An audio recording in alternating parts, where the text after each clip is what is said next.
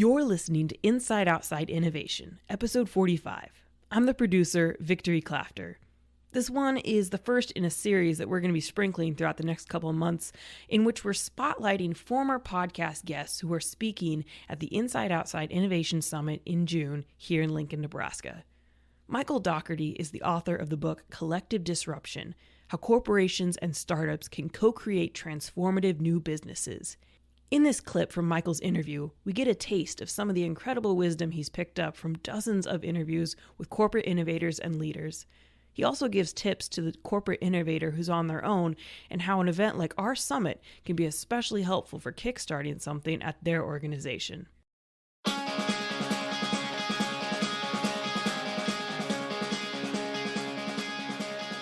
Our team here at the Inside Outside Innovation podcast is passionate about innovation in the Midwest and all over the world. We're bringing some of that global perspective to our hometown, Lincoln, Nebraska, a hub of the Silicon Prairie.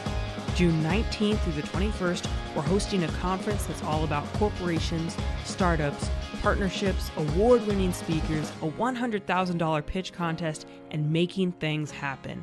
For more information, you can listen to our special announcement episode or visit our website, theiosummit.com. You don't want to miss this.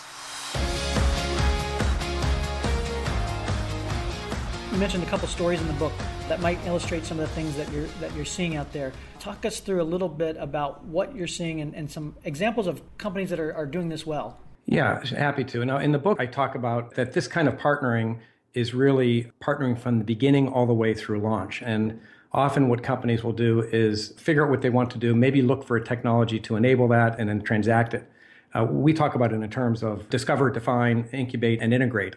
And the discover part of this is really about engaging with the startup ecosystem to look for ideas to support your strategy, but also in many ways to get an idea of where some of the disruptive trends might be. I think of it as canaries in a coal mine, that if you kind of use the startup engagement as a way to understand certain technologies that might be affecting your industry, what some of the dominant technologies might be, and an earlier indication of when things might be tipping in a direction that's helpful or not. I guess the part of the process that might be most interesting to focus on would be the incubate part. So, discover and define. In the book, I talk about the importance of actually engaging with startups and actually defining the opportunities. But incubation is where you're actually co-creating something together. I interviewed 40 plus executives. I've, over the years, mentored many startups and engaged with some accelerators today.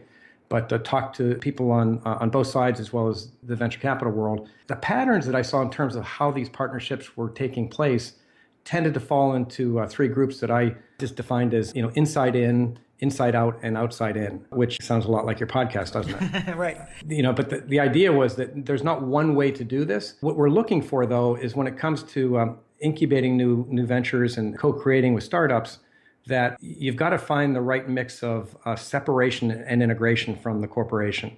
And those three incubation models are ways that companies are trying to do that. And I'll give you an example of each, with Cisco being one of my prime examples, because they set the bar in a lot of ways in terms of a large company that's continuing to reinvent itself and do it well. So one of the things that Cisco understands is that, as innovative as they are, that they need to basically create these new businesses with some degree of separation from the current business. And a couple examples of ways they do that. One is they've got a series of Internet of Everything centers. Now, Internet of Everything is their name for the Internet of Things, and Cisco has really built their whole growth strategy around that focus. And these Internet of Everything centers are places where Cisco is putting challenges out, but then once they identify startups of interest to them, are bringing them in to co-locate with Cisco teams and providing them mentoring and support for periods of time to help them graduate, with the hope of then marrying up with the businesses. And that's one of the things that they're doing, is filtering those opportunities in line with their strategy. So it's not just about getting into the flow. For them, it's about focused areas of interest to them and the business. At various stages. So like you mentioned, a lot of the accelerators are like idea stage. Yeah. Are they looking at across the spectrum? I can't say this is the only focus, but I would say predominantly they are looking for things that are at that sweet spot of, they're not just an idea. They're something that is at least past proof of concept. And at the point where once they get through this IOE incubation, that it's somewhat ready to scale. So at that point, then they can run more full-fledged pilots and link them up with the business and go deeper with it. So they're looking for things that are not so big that it's a pure acquisition, but are big enough that once they incubate with them, that they're pretty much ready to scale. I'll give you another example of something different Cisco's doing, which kind of demonstrates this idea of separation and integration.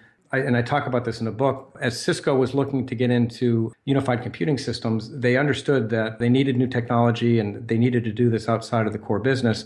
So they recruited 3 entrepreneurs, serial entrepreneurs, 2 of which had been Cisco employees and actually had been revered engineers there, and seeded them with $70 million and said, here's what we're trying to do. Can you create this business with us? And these 3 entrepreneurs, with some guidance and some touch points with Cisco, but done totally on the outside, created this business called Nuovo Systems. Within about 2 to 2.5 years, Cisco then bought it back for, I don't remember the exact number, but 3 or 4 times that, $250, maybe $300 million.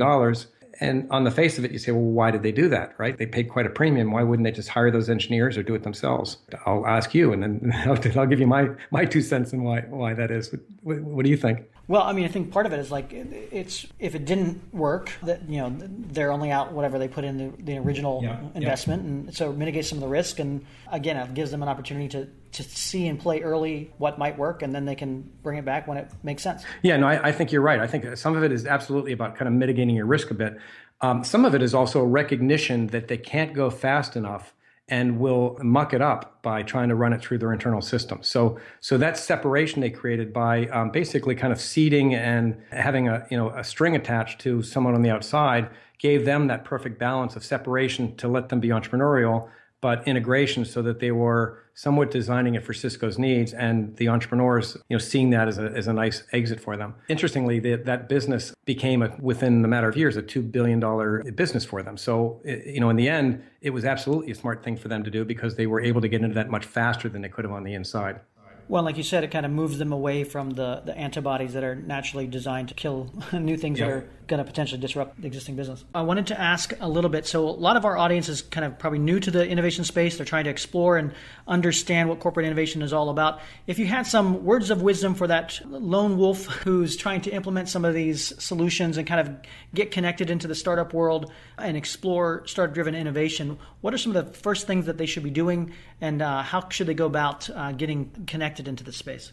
Yeah, great. And if you're talking again about these, lone wolves or middle-level people who are passionate about this and get it, but aren't really in a position to drive it and need some support on the inside, without a doubt, you can, start to connect right away. And one of the easiest things to do actually is that there are a lot of opportunities for corporate innovation executives, even at the manager or, working level, to engage in mentoring startups. So look locally at local accelerators, local universities, and getting involved in Shark Tank events or coaching and mentoring of startup contests that might be taking place within your local area, or being a mentor at a full-fledged accelerator is a great way to get started, because in some ways you need to get acclimated to the cadence and the people, and understand that world a bit. And that's a great way to do it, where you're adding value right away. The tougher part actually is navigating. You can get passionate and excited about that, but navigating that within the corporate walls and getting other people excited is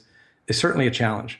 One of the things I would say is that, running things like innovation challenges is a great way to go, where if you can put together a problem that's important to the company that has been vexing the company, maybe an area that the company's already committed to, but has tried and failed internally and elsewhere to get an answer, taking something that you believe that if there was a solution to, that there would be support for it, and then structuring that as an externally focused challenge or startup program to get people on the outside innovating on your behalf. Because then you're kind of leveraging that creative muscle in a way that's not costing you much of anything, and doing it in an area that's important to the company. And getting a couple of quick wins like that is what it takes to get a little bit of momentum. I would say to do this structurally and to make the major changes that you need to do this at scale does require senior level engagement and championing this. But I do believe, and I have a lot of love and respect for the people in the middle here who are kind of trying to champion this. And I know the battle they're up against. They can create some quick wins and create some successes. Hopefully they can create that senior level support. There's nothing like some quick wins and some firsthand experience to get senior level managers more interested and engaged. That wraps up this special episode of Inside Outside Innovation. If If you missed Michael's full interview, you can find it on iTunes or Acast. It's episode number 8. You can hear even more of Michael's insights in person at the Inside Outside Innovation Summit, where he'll be a guest speaker ready to talk about everything concerning corporations, startups, and the amazing innovation that can happen when they meet in a middle ground, just like our summit. The world is always changing, and we want to talk about what you need to hear. So if you've got questions about something in particular, let us know, and we'll answer them on the show. You can also talk to us on Twitter at the IO Podcast and follow Summit updates at the IO Summit. Until next time, go out and innovate.